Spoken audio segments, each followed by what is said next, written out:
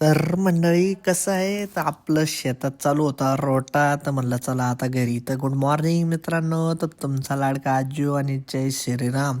तर कशा आहात मंडळी? तर चला म्हणलं आपल्याला जायचं शेतात. तर शेतात काय विषय होता, तर चला म्हणलं दाखवतो तुम्हाला समोर. तर जाता जाता शंकर भेटला होता. म्हणलं शंकर काय चाललं, चल शेतात चालतो का म्हटलं. तो म्हणे नाही नाही मला नाही यायचं म्हणे, मी इथं शाळेसमोर उभा राहतो. म्हणलं काय विषय, पोरी बघतोय म्हणे. म्हणलं बस डायरेक्ट आलो मग आपण आपल्या शेतात. तर म्हणलं तर चला आपला रोटाचा मारायचा आहे, पण आपल्याला एक नट तुटल्यामुळं आता सगळा कार्यक्रम आपला बिघडून गेलाय. आपला अवतार तर बघा कसा झाला, आणि काही विशेष नाही म्हणलं, बगळे वगैरे. मग काय डायरेक्ट राजू आला होता आपल्या शेतात. काय विषय होता त्यांचा म्हणलं, पुढून पण मोरे आले, आता काही विशेष नाही राहिला. मोरे आले म्हणे तिकडे घोणस आणि साप आहे. म्हणलं ठीक आहे चल जाऊ द्या, असू द्या. म्हणलं आपल्याला आता हे माती कायला भरतंय, पण हे म्हणे मला माती न्यायची झाडांसाठी.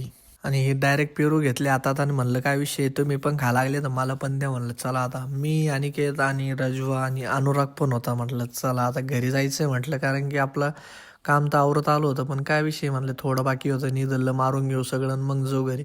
चला म्हटलं आता मारणं तर झाल्यावर आपल्याला घरी जायचंच आहे म्हटलं. मग काय विषय मंडळी, पूर्ण अवतार आपला खराब झालेला होता, बघा कसं झालो मी.